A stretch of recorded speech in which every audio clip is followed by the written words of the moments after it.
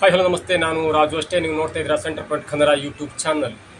ಕಾಂಗ್ರೆಸ್ ಸರ್ಕಾರ ಅಂದರೆ ಸಿದ್ದರಾಮಯ್ಯನವರ ನೇತೃತ್ವದ ಕಾಂಗ್ರೆಸ್ ಸರ್ಕಾರ ಮೂಢ ಹಗರಣದಲ್ಲಿ ಸಿಲುಕಾಕೊಂಡಾಗ ಬಿಜೆಪಿ ಕೈಯಲ್ಲಿ ಒಂದು ದೊಡ್ಡ ಅಸ್ತ್ರವನ್ನು ಕೊಟ್ಟಿತ್ತು. ಸರ್ಕಾರದ ವಿರುದ್ಧ ಒಂದು ಪ್ರತಿಭಟನೆ ಮಾಡಲಿಕ್ಕೆ, ಸಿದ್ದರಾಮಯ್ಯನವರನ್ನ ರಿಸೈನ್ ಮಾಡಿಸಲಿಕ್ಕೆ ಮತ್ತು ಸರ್ಕಾರದ ನಡೆಯನ್ನು ಟೀಕಿಸಲಿಕ್ಕೆ, ಸರ್ಕಾರ ಹಗರಣದಲ್ಲಿ ಮುಳುಗಿ ಹೋಗಿದೆ ಎನ್ನುವಂಥ ದೊಡ್ಡ ಅಸ್ತ್ರವನ್ನು ಬಿಜೆಪಿ ಕೈಯಲ್ಲಿ ಕೊಟ್ಟಿತ್ತು.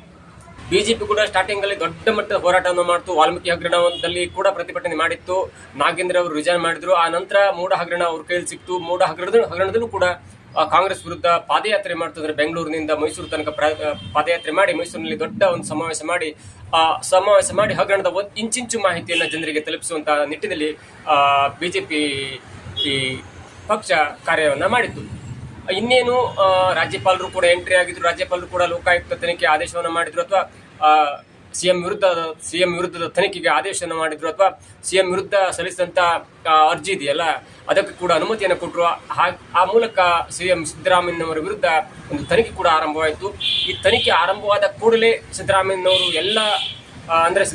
ರಿಸೈನ್ ಮಾಡ್ತಾರೆ ಎನ್ನುವ ಮಟ್ಟಿಗೆ ಬಿಜೆಪಿ ಕೂಡ ಸ್ಟ್ರಾಂಗ್ ಸ್ಟ್ಯಾಂಡ್ ಅನ್ನು ತಗೊಂಡಿತ್ತು. ಯಾಕಂದ್ರೆ ಸಿದ್ದರಾಮಯ್ಯನವರ ಮೂಢ ಹಗರಣದ ವಿರುದ್ಧ ದೊಡ್ಡ ಮಟ್ಟದ ಪ್ರತಿಭಟನೆ ಮಾಡ್ತು. ವಿಧಾನಸೌಧ ಹತ್ತಿರ ಪ್ರತಿಭಟನೆ ಮಾಡ್ತು. ಮೈಸೂರು ಗಂಟ ನಡ್ಕೊಂಡು ಹೋಗ್ಕೊಂಡು ಅಲ್ಲಿ ಕೂಡ ಪ್ರತಿಭಟನೆ ಮಾಡಿ ಒಂದು ಮಟ್ಟಿನಲ್ಲಿ ಸಿದ್ದರಾಮಯ್ಯನವರು ಸಿಎಂ ಪೋಸ್ಟ್ಗೆ ರಿಸೈನ್ ಮಾಡ್ತಾರೆ, ಆ ಮೂಲಕ ಬೇರೆಯವರೊಬ್ಬ ಮುಖ್ಯಮಂತ್ರಿ ಆಗ್ತಾರೆ ಎನ್ನುವ ಮಟ್ಟಿನ ಒಂದು ಕುತೂಹಲವನ್ನ ಮೂಡಿಸಿತು. ಆದರೆ ಈ ಹೋರಾಟ ಸಡನ್ ಆಗಿ ಸ್ಟಾಪ್ ಆಗ್ಬಿಡ್ತು. ಎಲ್ರಿಗೂ ಆಶ್ಚರ್ಯ ಆಗುತ್ತೆ, ಸಿಎಂ ಸಿದ್ದರಾಮಯ್ಯನವರು ರಿಸೈನ್ ಮಾಡ್ತಾರೆ ಎನ್ನುವ ಹಂತದಲ್ಲಿ. ಯಾಕಂದ್ರೆ ಸಿದ್ದರಾಮಯ್ಯನವರು ಹಗರಣದಲ್ಲಿ ಭಾಗಿಯಾಗಿದ್ದರೋ ಭಾಗಿಯಾಗಿಲ್ವೋ ಅದು ಬೇರೆ ಪ್ರಕರಣ. ಆದರೆ ಮೇಲ್ನೋಟಕ್ಕೆ ಸಿದ್ದರಾಮಯ್ಯನವರು ಮೂಢ ಹಗರಣದಲ್ಲಿ ಪಾಲ್ಗೊಂಡಿದ್ದಾರೆ ಎನ್ನುವ ಆರೋಪ ಇದೆಯಲ್ಲ ಬಿಜೆಪಿ ಕಡೆಯಿಂದ, ಮತ್ತು ಲೋಕಾಯುಕ್ತ ತನಿಖೆಯಲ್ಲಿ ಸ್ನೇಹಮಯಿ ಕೃಷ್ಣ ಅವರು ಸಲ್ಲಿಸಿದ ದೂರ ಇದೆಯಲ್ಲ, ಆ ದೂರನ್ನ ತೆಗೆದುಕೊಂಡು ಬಿಜೆಪಿಯವರು ತುಂಬಾ ಹೋರಾಟವನ್ನು ಮಾಡಿದ್ರು. ಕೊನೆಯ ಹಂತದಲ್ಲಿ ಅಂದ್ರೆ ಸಿಎಂ ಸಿದ್ದರಾಮಯ್ಯನವರು ಸಿಎಂ ಪೋಸ್ಟ್ಗೆ ರಿಸೈನ್ ಮಾಡ್ತಾರೆ ಎನ್ನುವ ಹಂತದಲ್ಲಿ ಬಿಜೆಪಿ ಪಕ್ಷ ದಿಢೀರಂತ ಹೋರಾಟವನ್ನು ಸ್ಟಾಪ್ ಮಾಡಿತು. ಅನೇಕರು ಅನೇಕ ರೀತಿಯ ವ್ಯಾಖ್ಯಾನವನ್ನು ಮಾಡಿದ್ರು. ಯಾಕೆ ಬಿಜೆಪಿ ಕೊನೆಯ ಹಂತದಲ್ಲಿ ಪ್ರತಿಭಟನೆಯನ್ನು ಸ್ಟಾಪ್ ಮಾಡ್ತು? ಬಿಜೆಪಿಯಲ್ಲಿ ಆಂತರಿಕ ಕಲಹ ಜೋರಾಗಿದೆ, ಅದನ್ನು ಮರೆಮಾಚಿಕೊಳ್ಳುವ ನಿಟ್ಟಿನಲ್ಲಿ, ಅದನ್ನ ಸರಿದೂಗಿಸುವ ನಿಟ್ಟಿನಲ್ಲಿ ಈ ಪ್ರಕರಣವನ್ನ ಆ ಕಡೆ ಮರೆತು ಬಿಡ್ತು. ವಿಜೇಂದ್ರ ಬಣ ಮತ್ತು ಯತ್ನಾಳ್ ಬಣಗಳ ನಡುವೆ ಇದ್ದಂಥ ಕಿತ್ತಾಟವನ್ನ ಸರಿದೂಗಿಸುವ ನಿಟ್ಟಿನಲ್ಲಿ ಬಿಜೆಪಿ ವಿಜೇಂದ್ರ ಮತ್ತು ಯತ್ನಾಳ್ ನಡುವಿನ ಕಿತ್ತಾಟದ ಹಂತದಲ್ಲಿ ಈ ಪ್ರಕರಣ ಅಂದ್ರೆ ಸಿದ್ದರಾಮಯ್ಯನವರ ಮೂಢ ಪ್ರಕರಣವನ್ನು ಕೈ ಬಿಟ್ಬಿಡ್ತು ಎನ್ನುವ ಅನೇಕರ ವ್ಯಾಖ್ಯಾನ ಮಾಡಿದ್ರು. ಅನೇಕ ಜನರು ಕೂಡ ವಿಶ್ಲೇಷಣೆಯನ್ನು ಮಾಡಿದ್ರು. ಕೊನೆಗೆ ವಿಜೇಂದ್ರ ಅವರ ತಲೆಗೆ ಬಂದು ವಿಜೇಂದ್ರ ಅವರು ಸಿದ್ದರಾಮಯ್ಯವರ ಜೊತೆ ಹೊಂದಾಣಿಕೆ ಮಾಡ್ಕೊಂಡಿದ್ರು. ಹಾಗಾಗಿ ಸಿಎಂ ಸಿದ್ದರಾಮಯ್ಯನವರು ರಿಸೈನ್ ಮಾಡುವ ಹಂತದಲ್ಲಿ ವಿಜೇಂದ್ರ ಅವರು ಪ್ರತಿಭಟನೆಯನ್ನು ಕೈ ಬಿಟ್ಟರು ಮತ್ತು ಆ ಹಗರಣವನ್ನು ಅಷ್ಟಕ್ಕೆ ಸ್ಟಾಪ್ ಮಾಡಿಬಿಟ್ರು ಅನ್ನುವ ಮಾತು ಕೂಡ ಕೇಳಿ ಬಂದಿತ್ತು. ನಿಜಕ್ಕೂ ಆಗಿದ್ದೇ ಬೇರೆ. ಇಲ್ಲಿ ಯಾಕೆ ಬಿಜೆಪಿ ಮತ್ತು ವಿಜೇಂದ್ರ ಅಧ್ಯಕ್ಷತೆಯಲ್ಲಿ ಬಿಜೆಪಿ ಯಾಕೆ ಮೂಢ ಹಗರಣವನ್ನು ಅಲ್ಲಿ ಸ್ಟಾಪ್ ಮಾಡ್ತು? ಮೂಢ ಹಗರಣದ ಪ್ರತಿಭಟನೆಯನ್ನು ದಿಢೀರ್ ಸ್ಟಾಪ್ ಮಾಡ್ಲಿಕ್ಕೆ ಕಾರಣ ಏನು ಎನ್ನುವುದನ್ನು ನೋಡ್ತಾ ಹೋದ್ರೆ 3-4 ಪಾಯಿಂಟ್ ನಾವು ಇಲ್ಲಿ ಗಮನಿಸಲೇಬೇಕಾಗುತ್ತೆ. ಒಂದನೇದಾಗಿ, ಒಂದು ವೇಳೆ ಮೂಢ ಪ್ರಕರಣದಲ್ಲಿ ಬೃಹತ್ ಪ್ರತಿಭಟನೆ ಮುಂದುವರಿಸಿ ಇಡೀ ಕರ್ನಾಟಕದಾದ್ಯಂತ ಮೂಲೆಯಲ್ಲೂ ಸಿದ್ದರಾಮಯ್ಯನ ವಿರುದ್ಧ ಬಿಜೆಪಿ ಕಾರ್ಯಕರ್ತರು ಪ್ರತಿಭಟನೆ ಮಾಡಿ ಏನಾದ್ರು ಸಿದ್ದರಾಮಯ್ಯನವರು ಯಾಕಪ್ಪ ಈ ಸವಾಸ ಸುಮ್ಮನೆ, ಕೊನೆಯ ಅಂದ್ರೆ ರಾಜಕೀಯ ವೃತ್ತಿ ಜೀವನದ ಕೊನೆಯ ಮುಸ್ಸಂಜೆ ಯಾಕಪ್ಪ ನಾನು ಇಂಥ ಕಳಂಕನ್ನು ಹೊತ್ಕೊಂಡು ಸಿದ್ದರಾಮಯ್ಯನವರು ಅಂದ್ರೆ ತಾವು ಸಿಎಂ ಪೋಸ್ಟ್ನಲ್ಲಿ ಮುಂದುವರಿಯಬೇಕು ಎನ್ನುವ ಬೇಸರದಲ್ಲಿ ಏನೋ ರಿಸೈನ್ ಮಾಡಿಬಿಟ್ರೆ, ಸಿದ್ದರಾಮಯ್ಯನವರು ಮೂಢ ಪ್ರಕರಣದಲ್ಲಿ ಏನಾದರೂ ರಿಸೈನ್ ಮಾಡಿಬಿಟ್ರೆ ಅದು ಸಿದ್ದರಾಮಯ್ಯನವರಿಗೆ ಕೆಟ್ಟದಾಗಲ್ಲ ಹೊರತಾಗಿ, ಕಾಂಗ್ರೆಸ್ಗೂ ಕೆಟ್ಟದಾಗಲ್ಲ ಹೊರತಾಗಿ, ಅದರಿಂದ ಬಿಜೆಪಿಗೆ ದೊಡ್ಡ ಕಳಂಕ ಬರುತ್ತೆ. ಯಾಕೆಂದ್ರೆ ಸಿದ್ದರಾಮಯ್ಯನವರು ಈಗಾಗಲೇ 16-17 ಬಜೆಟ್ ಅನ್ನು ಮಂಡನೆ ಮಾಡಿದಂಥ ಒಬ್ಬ ಆರ್ಥಿಕ ತಜ್ಞ. ಅವರಿಗೆ ರಾಜ್ಯದ ಎಲ್ಲ ಆಗುಹೋಗುಗಳ ಆರ್ಥಿಕ ವ್ಯವಸ್ಥೆಯ ಪ್ರತಿ ಹಂತದ ಲೆಕ್ಕಾಚಾರವೂ ಸಿದ್ದರಾಮಯ್ಯನವರಿಗೆ ಗೊತ್ತಿದೆ. ಜೊತೆಗೆ ಸಿದ್ದರಾಮಯ್ಯನವರು ಹಿಂದುಳಿದ ವರ್ಗದ ಮುಖಂಡ, ಸಿಎಂ ಆಗಿದ್ದು ಇದೇ ಮೊದಲು, ಮತ್ತು ಈ ಹಿಂದೆ ದೇವರಾಜ್ ಅರಸು ಕೂಡ ಹಿಂದುಳಿದ ವರ್ಗದಿಂದ ಮುಖ್ಯಮಂತ್ರಿ ಆಗಿದ್ರು.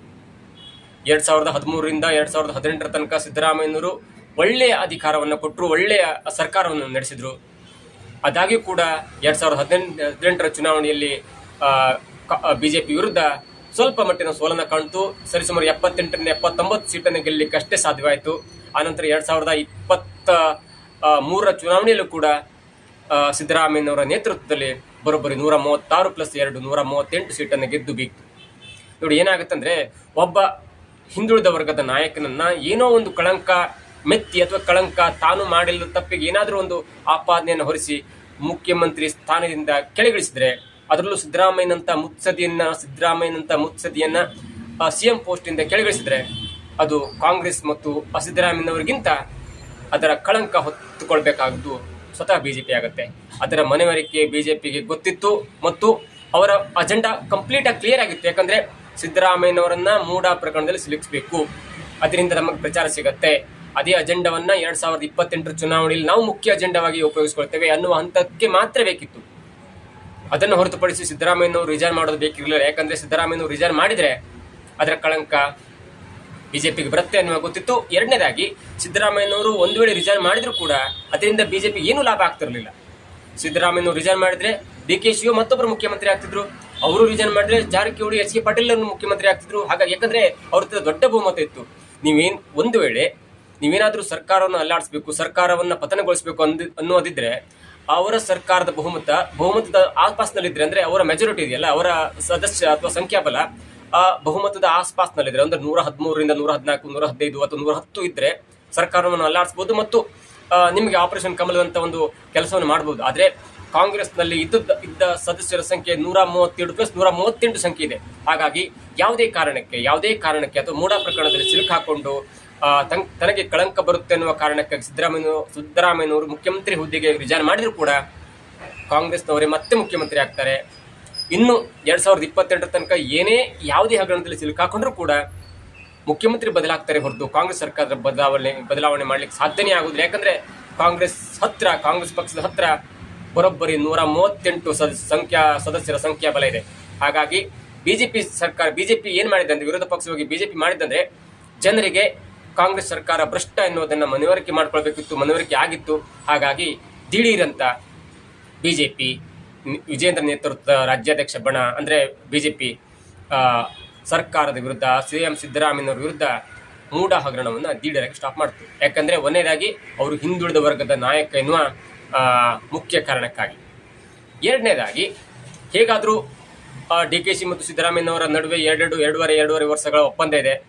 2025 ಡಿಸೆಂಬರ್ ವೇಳೆಗೆ ಮುಖ್ಯಮಂತ್ರಿಯಾಗಿ ಪದಗ್ರಹಣವನ್ನು ಮಾಡ್ತಾರೆ. ಜೊತೆಗೆ ಹಾಗೆ ಮಾಡುವಾಗ ಸಿದ್ದರಾಮಯ್ಯನವರು ತಮ್ಮ ಸಿಎಂ ಪೋಸ್ಟ್ ಇಂದ ಕೆಳಗಿಳಿಯಬೇಕಾಗತ್ತೆ ಎನ್ನುವ ಕಾರಣ ಎರಡನೇದಾಗತ್ತೆ. ಯಾಕಂದ್ರೆ ಸುಮ್ಮನೆ ತಾವು ಆಪಾದನೆ ಹೊರಿಸಿ ಸಿದ್ದರಾಮಯ್ಯನವರು ರಿಸೈನ್ ಮಾಡಿಸಿದ್ರೆ ಅದರ ಕಳಂಕ ಬಿಜೆಪಿ ಬರುತ್ತೆ. ಅದರ ಹೊರತಾಗಿ ಸುಮ್ಮನೆ ಸಿದ್ದರಾಮಯ್ಯನವರಿಗೆ ಈಗಾಗಲೇ 76 ವರ್ಷ ಆಗಿದೆ, ಅವರು ಮತ್ತು 4-5 ತಿಂಗಳಲ್ಲಿ ತಮ್ಮ ಪೋಸ್ಟ್ಗೆ ರಿಸೈನ್ ಮಾಡಿ DK ಅವರನ್ನ ಮುಖ್ಯಮಂತ್ರಿ ಆಗ್ತಾರೆ ಎನ್ನುವ ನಿಟ್ಟಿನಲ್ಲಿ ಸುಮ್ಮನೆ ತಾವ್ಯಾಕೆ ತಮ್ಮ ಪಕ್ಷದ ಮೇಲೆ ಕಳಂಕವನ್ನು ಹೊತ್ತುಕೊಳ್ಳಬೇಕು. ಒಂದು ವೇಳೆ 2025 ಡಿಸೆಂಬರ್ ವೇಳೆಗೆ ಸಿದ್ದರಾಮಯ್ಯನವರು ಪಕ್ಷದ ಆಣತಿಯಂತೆ ರಿಸೈನ್ ಮಾಡಿದ ನಂತರ ಮತ್ತೆ ಪ್ರತಿಭಟನೆ ಮಾಡ್ಲಿಕ್ಕೆ ಸಹಕಾರಿಯಾಗುತ್ತೆ. ಯಾಕಂದ್ರೆ ಮೂಡ ಹಗರಣದಿಂದ ಹೈಕಮಾಂಡ್ ಕೂಡ ಸಿದ್ದರಾಮಯ್ಯ ವಿರುದ್ಧ ಬೇಸತ್ತು ಅವರ ರಿಸೈನ್ ಅನ್ನು ತೆಗೆದುಕೊಂಡಿದೆ ಎನ್ನುವ ಕಾರಣವನ್ನು ಮುಂದಿಟ್ಟು ನಾವು ಮತ್ತೆ ಪ್ರತಿಭಟನೆ ಮಾಡ್ಲಿಕ್ಕೆ ಆಗತ್ತೆ ಎನ್ನುವ ಕಾರಣದಿಂದ ಬಿಜೆಪಿ ಪಕ್ಷ ದಿಢೀರಂತ ಮೂಡ ಹಗರಣದಿಂದ ಹೊರಬಂದಿದೆ ಅಥವಾ ಮೂಡ ಹಗರಣದ ವಿರುದ್ಧ ಪ್ರತಿಭಟನೆಯನ್ನ ಸ್ಟಾಪ್ ಮಾಡ್ತಾರೆ. ಮೂರನೇದಾಗಿ ಸಿದ್ದರಾಮಯ್ಯನವರು 2013-2018 ತನಕ ಮುಖ್ಯಮಂತ್ರಿಯಾಗಿ ಅಧಿಕಾರವನ್ನು ವಹಿಸಿಕೊಂಡವರು, ಆರ್ಥಿಕವಾಗಿ ಎಲ್ಲ ಡಿಪಾರ್ಟ್ಮೆಂಟ್ಗಳ ಇಲಾಖೆಯಲ್ಲಿ ಹಣಕಾಸು ವ್ಯವಹಾರವನ್ನು ತಿಳ್ಕೊಂಡಂತವರು. ನಂತರ 2018ರಿಂದ 2023 ತನಕ ಅವರಿಗೆ ಅಧಿಕಾರ ಇರಲಿಲ್ಲ. 2023ರಲ್ಲಿ ಮತ್ತೆ ಅಧಿಕಾರಕ್ಕೆ ಬಂದಾಗ ಅವರು ಅಧಿಕಾರಕ್ಕೆ ಬರುವ ಮೊದಲು 5 ಗ್ಯಾರಂಟಿಗಳನ್ನು ಘೋಷಣೆ ಮಾಡಿದರು. 5 ಗ್ಯಾರಂಟಿಗಳ ಘೋಷಣೆಯ ಮೂಲಕ ಅವರಿಗೆ ಭರ್ಜರಿ ಬಹುಮತ ಕೂಡ ಸಿಕ್ತು. ನಾನು ಹೇಳಿದ ಹಾಗೆ 2023ರ ಚುನಾವಣೆಗೆ ಮುನ್ನ ಘೋಷಣೆ ಮಾಡಿದಂಥ 5 ಗ್ಯಾರಂಟಿ ಇದೆಯಲ್ಲ, ಗೃಹಲಕ್ಷ್ಮಿ, ಗೃಹ ಜ್ಯೋತಿ ಮತ್ತು ಅನೇಕ ಗ್ಯಾರಂಟಿಗಳನ್ನ ಸರ್ಕಾರ ಬಂದ 5 ತಿಂಗಳ ಒಳಗಾಗಿ 5 ಗ್ಯಾರಂಟಿಗಳನ್ನು ಪೂರೈಸಿದ್ದಾರೆ. ಅಂದ್ರೆ 5 ಗ್ಯಾರಂಟಿಗಳನ್ನ ಜನರಿಗೆ ತಲುಪುವ ಹಾಗೆ ಹಣವನ್ನು ಮಂಜೂರು ಮಾಡಿದ್ದಾರೆ. ಕರೆಂಟ್ ಬಿಲ್ ಇರಲ್ಲ, ಬಸ್ನಲ್ಲಿ ಮಹಿಳೆಯರಿಗೆ ಫ್ರೀ ಟಿಕೆಟ್ ಇದೆ, ಗೃಹ ಜ್ಯೋತಿ ಇದೆ, ಗೃಹಲಕ್ಷ್ಮಿ ಇದೆ. ನೋಡಿ ಏನಾಗುತ್ತಂದ್ರೆ, ಈಗ ಗೃಹಲಕ್ಷ್ಮಿ ಹಣ ಅಂದ್ರೆ ಮಹಿಳೆಯರಿಗೆ 1-2 ತಿಂಗಳು ಲೇಟ್ ಆಗಿ ಬಂದ್ರು ಓಕೆ, ಸಿದ್ದರಾಮಯ್ಯನವರು ಇದ್ದಾರೆ, ಕೊಡ್ತಾರೆ ಅನ್ನುವಂಥ ನಂಬಿಕೆ ಇದೆ ಮತ್ತು ಅದು ಈಗಾಗಲೇ ಜನರ ಅಕೌಂಟ್ಗೆ ತಲುಪಿದೆ. ಮಹಿಳೆಯರ ಅಕೌಂಟ್ಗೆ ಪ್ರತಿ ತಿಂಗಳು 2-2 ಸಾವಿರ ತಲುಪಿದೆ. ಒಂದು ವೇಳೆ ಸಿದ್ದರಾಮಯ್ಯನವರು ರಿಸೈನ್ ಮಾಡಿ ಮೂಡ ಪ್ರಕರಣದಲ್ಲಿ ಸಿಲುಕಿ ಅಥವಾ ಮೂಡ ಕಳಂಕದಿಂದ ಹೊರಬರೋ ಸಲುವಾಗಿ ರಿಸೈನ್ ಮಾಡಿ ಹೊರಗೆ ಬಂದ್ರು ಅಂತ ತಿಳ್ಕೊಳ್ಳಿ, ಆಗ DK ಅವರು ಮುಖ್ಯಮಂತ್ರಿ ಆಗ್ತಾರೆ. DK ಸರ್ಕಾರದಲ್ಲಿ ಒಂದು ವೇಳೆ ಏನಾದರೂ ಆಗಿ ಗೃಹಲಕ್ಷ್ಮಿ ಹಣ 1-2 ತಿಂಗಳು ಲೇಟ್ ಆಯ್ತು ಅಂದ್ರೆ ಅದು ಕಾಂಗ್ರೆಸ್ ಸರ್ಕಾರದ ಮೇಲೆ ಪರಿಣಾಮವನ್ನು ಬೀರೋದಿಲ್ಲ. ಹೊರತಾಗಿ ಸಿದ್ದರಾಮಯ್ಯನವರು ಆರ್ಥಿಕ ವ್ಯವಸ್ಥೆಯನ್ನು ಬ್ಯಾಲೆನ್ಸ್ ಮಾಡಿ ಮಹಿಳೆಯರಿಗೆ ಹಣವನ್ನು ಹಾಕ್ತಿದ್ರು. ಆದರೆ ಬಿಜೆಪಿಯ ಹೋರಾಟದ ಪ್ರತಿಫಲವಾಗಿ, ಬಿಜೆಪಿಯ ಫೇಕ್ ಹೋರಾಟದ ಪ್ರತಿಫಲವಾಗಿ ಸುಮ್ಮನೆ ಸಿದ್ದರಾಮಯ್ಯನವರ ವಿರುದ್ಧ ಕಳಂಕವನ್ನು ಹೊರಿಸಿ ಸಿದ್ದರಾಮಯ್ಯನವರನ್ನ ಸಿಎಂ ಪೋಸ್ಟ್ ಇಂದ ಕಿತ್ತಾಕುವಂತೆ ಮಾಡಿದ್ರು ಅಥವಾ ಸಿದ್ದರಾಮಯ್ಯನವರನ್ನ ರಿಸೈನ್ ಮಾಡುವಂತೆ ಮಾಡಿದ್ರು. ಇದರ ಪ್ರತಿಫಲವಾಗಿಯೇ ನಮಗೆ ಹಣ ಬರ್ತಾ ಇಲ್ಲ, ಗೃಹಲಕ್ಷ್ಮಿಯ ಹಣ 2,000 ಬರ್ತಾ ಇಲ್ಲ. ಅದಕ್ಕೆ ಮೂಲ ಕಾರಣ ಬಿಜೆಪಿಯ ಹೋರಾಟ, ಬಿಜೆಪಿಯ ಗೊಂದಲಗಳ ಹೋರಾಟ ಮತ್ತು ಬಿಜೆಪಿಯ ದ್ವೇಷಪೂರಿತ ಹೋರಾಟ ಅನ್ನುವ ಕಳಂಕ ಕೂಡ ಬಿಜೆಪಿ ಬರುತ್ತೆ. ಈ ಎಲ್ಲ ಕಾರಣದಿಂದಾಗಿ ಬಿಜೆಪಿಗೆ ಏನ್ ಬೇಕು ಅಷ್ಟನ್ನು ಮಾತ್ರ ಮಾಡಿದ್ದಾರೆ. ಯಾಕಂದ್ರೆ ಸಿದ್ದರಾಮಯ್ಯನಂತ ಹಿಂದುಳಿದ ವರ್ಗದ ನಾಯಕ ಮುಖ್ಯಮಂತ್ರಿಯಾಗಿ ಸಿಗುವುದಿದೆಯಲ್ಲ, ಅದು ನಮ್ಮ ಕರ್ನಾಟಕದಲ್ಲಿ ಮತ್ತು ನಮ್ಮ ದೇಶದಲ್ಲಿ ಅತ್ಯಂತ ವಿರಳ. ಅವರಿಗೆ ಎಲ್ಲ ಇಲಾಖೆಯ ಆಗು ಹೋಗುಗಳ ಬಗ್ಗೆ ಅರಿವಿದೆ. ಅವರು ಮೂಲತಃ ಲಾಯರ್ ಆಗಿರೋದ್ರಿಂದ ವಕೀಲ ವೃತ್ತಿಯ ಜೊತೆಗೆ ಅವರಿಗೆ ಹೊರೆಯ ಆರ್ಥಿಕ ಆಗು ಹೋಗುಗಳ ಅರಿವು ಕೂಡ ಇದೆ. ಹಾಗಾಗಿ ನಮ್ಮ ರಾಜ್ಯ ಕಂಡಂತ ಅಪ್ರತಿಮರಲ್ಲಿ ಅಪ್ರತಿಮ ಅಂತ ಹೇಳ್ಬೋದು ಸಿದ್ದರಾಮಯ್ಯನವರ ಮುಖ್ಯಮಂತ್ರಿ ಅವಧಿ. ಅಂದ್ರೆ ಅವರು ಯಾರೇ ಮುಖ್ಯಮಂತ್ರಿ ಆಗಲಿ, ಎಷ್ಟೇ ಒಳ್ಳೆ ಕಾರ್ಯ ಮಾಡಿದ್ರು ಕೂಡ ಅವರಿಗೆ ಅಪೋಸಿಟ್ ಆದವರು ಅಥವಾ ಅಪೋಸಿಟ್ ಅಜೆಂಡಾ ಇದ್ದವರು ಇದ್ದೇ ಇರ್ತಾರೆ. ಅದನ್ನೆಲ್ಲ ಹೊರತುಪಡಿಸಿದ್ರೆ ಕಾಂಗ್ರೆಸ್ನಲ್ಲಿ ಮತ್ತು ದೇಶದ ಕಾಂಗ್ರೆಸ್ನಲ್ಲಿ ಮುಖ್ಯಮಂತ್ರಿ ಸಿದ್ದರಾಮಯ್ಯನಂತವರ ಮುಖ್ಯಮಂತ್ರಿ ಸಿಗುವುದು ಅತ್ಯಂತ ವಿರಳ ಕೂಡ. ಅದು ಜಾಗೃತಾಗಿ ಅಂದರೆ ಅವರು ಕೆಲವೊಂದು ಧರ್ಮವನ್ನು ಓಲೈಸ್ತಾರೆ, ಕೆಲವೊಬ್ಬರಿಗೆ ಸಹಾಯವನ್ನು ಮಾಡ್ತಾರೆ ಮತ್ತು ಹಿಂದೂ ಧರ್ಮದ ವಿರೋಧಿ ಎನ್ನುವ ಕೆಲವೊಂದು ಕಳಂಕದ ನಡುವೆಯೂ ಕೂಡ ಸಿದ್ದರಾಮಯ್ಯನವರು ಎಲ್ಲ ಧರ್ಮದವರನ್ನ, ಎಲ್ಲ ಜಾತಿಯವರನ್ನ, ಎಲ್ಲವರನ್ನ ಕೂಡ ತಮ್ಮ ಚಮ್ಮಟ್ಟಿಗೆ ತಗೊಂಡು ಹೋಗ್ತಾರೆ ಎನ್ನುವ ಪ್ಲಸ್ ಪಾಯಿಂಟ್ ಕೂಡ ಇದೆ. ಹಾಗಾಗಿ ಬಿಜೆಪಿ ಏನ್ ಮಾಡಬೇಕಿತ್ತಲ್ಲ ಅಂದ್ರೆ, ಬಿಜೆಪಿ ಸರ್ಕಾರದ ವಿರುದ್ಧ ಪ್ರತಿಭಟನೆ ಮಾಡಬೇಕಿತ್ತು. 2028ರ ವೇಳೆಗೆ ಮುಖ್ಯಮಂತ್ರಿ ಯಾರೇ ಆಗಿರಲಿ, 2028ರ ವೇಳೆಗೆ ಸಿದ್ದರಾಮಯ್ಯನವರು ಭ್ರಷ್ಟ ಮುಖ್ಯಮಂತ್ರಿ ಆಗಿದ್ರು, ಸಿದ್ದರಾಮಯ್ಯನವರು ಮೂಢ ಹಗರಣ ಸಿಲುಕೊಂಡಿದ್ರು, ಸಿದ್ದರಾಮಯ್ಯನವರ ಆಡಳಿತದಲ್ಲಿ ಸಿದ್ದರಾಮಯ್ಯನವರ ಮಂತ್ರಿ ಕೂಡ ಒಬ್ಬ ಭ್ರಷ್ಟ ಆಗಿದ್ದ ಅನ್ನುವ ಪ್ರಣಾಳಿಕೆ, ಅನ್ನುವ ಈ ಪ್ರಚಾರವನ್ನು ಮಾಡಿ 2028ರ ವೇಳೆಗೆ ಬಿಜೆಪಿ ತನ್ನ ಸದಸ್ಯರ ಸಂಖ್ಯೆಯನ್ನು ಹೆಚ್ಚಿಸಿಕೊಳ್ಳುವಂತ ನಿಟ್ಟಿನಲ್ಲಿ ಏನು ಬೇಕಿತ್ತು ಅಷ್ಟನ್ನೇ ಮಾತ್ರ ಮಾಡಿದೆ ಹೊರತಾಗಿ ಬಿಜೆಪಿ ಮತ್ತು ಕಾಂಗ್ರೆಸ್ ಮಧ್ಯೆ ಯಾವುದೇ ಹೊಂದಾಣಿಕೆ ರಾಜಕೀಯ ಅಲ್ವೇ ಅಲ್ಲ. ಮತ್ತು ಸಿಎಂ ಸಿದ್ದರಾಮಯ್ಯನವರು ರಿಸೈನ್ ಮಾಡಿದರೆ ಅದು ಕಾಂಗ್ರೆಸ್ಗಿಂತ ಬಿಜೆಪಿಗೆ ದೊಡ್ಡ ನಷ್ಟ ಅನ್ನೋದು ಸ್ವತಃ ಬಿಜೆಪಿ ಹೈಕಮಾಂಡ್ ಮತ್ತು ಬಿಜೆಪಿ ರಾಜ್ಯ ಕಮಿಟಿಯವರಿಗೆ ಗೊತ್ತಿತ್ತು. ಹೀಗಾಗಿ ಸಡನ್ ಆಗಿ ಮೂಡಾ ಪ್ರಕರಣದಲ್ಲಿ ರಿಸೈನ್ ಮಾಡುವ ಹಂತಕ್ಕೆ ಬಂದಿದ್ದ ಸಿದ್ದರಾಮಯ್ಯನವರ ವಿರುದ್ಧ ಹೋರಾಟವನ್ನ ಬಿಜೆಪಿ ಪಕ್ಷ ಧೀರ್ಯರಂತೆ ಸ್ಟಾಪ್ ಮಾಡಿತ್ತು. ಇದು ಇವತ್ತಿನ ವಿಶೇಷ. ನೋಡ್ತಾ ಇರಿ centre point Kannada YouTube channel.